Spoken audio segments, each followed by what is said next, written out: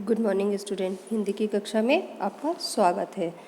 आज हम आपके कॉन्सेप्ट शीट के बारे में कुछ जानकारी प्रदान करेंगे, जो कि आपके विषय हिंदी का ही एक प्रमुख भाग है। इसे आपकी योग्यता अनुसार अलग अलग पुस्तकों के माध्यम से आपके बुद्धि परीक्षण के लिए तैयार किया गया है। चलिए आज हम शुरू करते हैं और जानते हैं कि कॉन्सेप्ट शीट क्या होती है। कॉन्सेप्ट शीट का मतलब होता है आपकी बुद्धि को परखने का तरीका।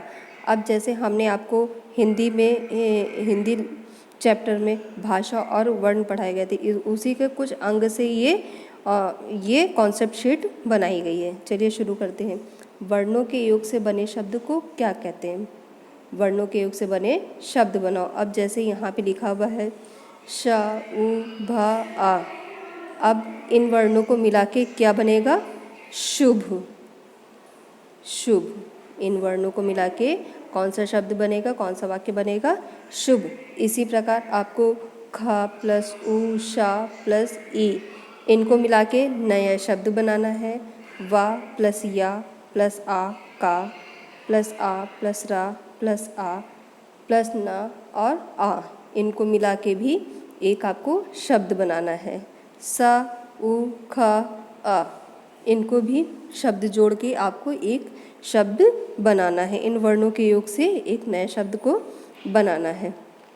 उसी के अनुसार आपका क्वेश्चन नंबर ख, इन शब्दों का वर्ण विच्छेद करो। यहाँ आप लोगों ने वर्णों को मिलाकर शब्द बनाए हैं और यहाँ पे शब्दों को तोड़कर उनसे वर्ण बनाने हैं, उनका वर्ण विच्छेद करना है।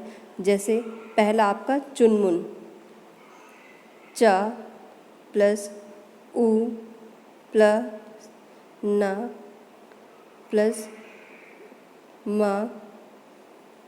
प्लस उ प्लस न, चुनमुन।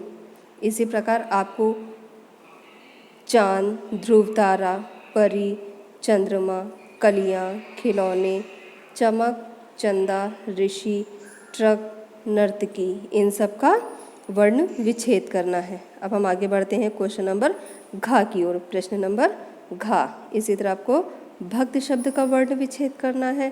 पृष्ठभूमि, कछुआ, रिक्तता, असंवैधानिक कृतिका, इन शब्दों का वर्ण विच्छेद करके उसी प्रकार आपको स्वयं ही करना है। अब हम आगे बढ़ते हैं प्रश्न नंबर घ की तरफ। प्रश्न नंबर घ है हमारा, निम्नलिखित प्रकार के व्यंजनों के दो दो उदाहरण दो। अब निम्न प्रकार के व्यंजन कौन कौन से? विजातीय स्वर। विजातीय स्वर आपका किस व्यंजन के उदाहरण में आएगा? ओष्ठीय व्यंजन, स्पर्शी व्यंजन, नासिक्य व्यंजन, महाप्राण व्यंजन।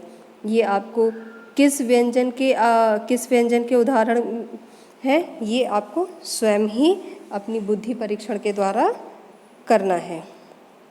अब हम आगे बढ़ते हैं। नीचे लिखे वर्णों को अलग वर्गों में लिखिए।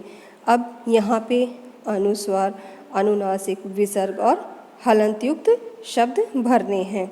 जैसे स्वतः, स्वतः क्या आपका है? विसर्ग युग। स्वतः आपका है विसर्ग युग। ये स्वतः को किस में लिखेंगे? विसर्ग में। अनुस्वार, अब अनुस्वार कौन सा है? अंक। अंक आपका आता है अनुस्वर में। उसी प्रकार अनुनासिक, अनुनासिक कौन सा है? आँख। आँख आपका अनुनासिक है।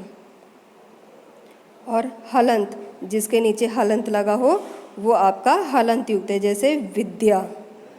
अब विद्या शब्द को हम हलंत युक्त शब्द में रखेंगे। ये आपका इस प्रकार ही इन रिक्त स्थानों की पूर्ति होगी, जिसमें कुछ शब्द दिए गए हैं, इनको आपको स्वतः ही लिखना है, खुद से ही इनको इसमें छाट के भरना है। उसके बाद हम आते हैं रिक्त स्थानों की पूर्ति कीजिए।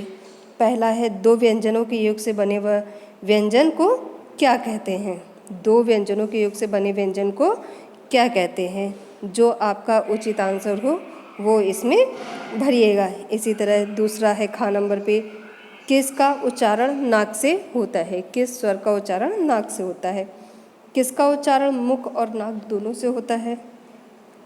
के उच्चारण में मुख और वायु बिना बाधित हुए सीधे निकलती है। इन रिक्त स्थानों की पूर्ति को आपकी अपनी पुस्तिका, अपने दिमाग, बुद्धि से स्वयं ही लिखना है।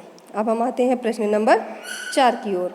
कोई एक मात्रा बदलकर दूसरा शब्द बनाइए। अब जैसे इसमें काटा है, काटे में आ की मात्रा को बदल के ओ की मात्रा लगाकर इसे दूसरा शब्द बनाया गया है। उसी प्रकार तार में कोई मात्रा जोड़ के या मात्रा को बदल करके नया शब्द आप बना सकते हैं। जैसे तार में हम ए की मात्रा जोड़ के तारे नया शब्द बना सकते हैं। उसी तरह माला, माल, खारा, डाली, बेटा, बेल, चिट्ठा, भाला, लेटा, जाल, कला, इन शब्दों को मात्राओं को बदलकर हम दूसरा शब्द बना सकते हैं। आई होप सो क्लास आपको इस कॉन्सेप्ट शीट के बारे में अच्छे से समझ में आया होगा और आप इसे स्वयं करने में सक्षम होंगे। Okay class, thank you so much.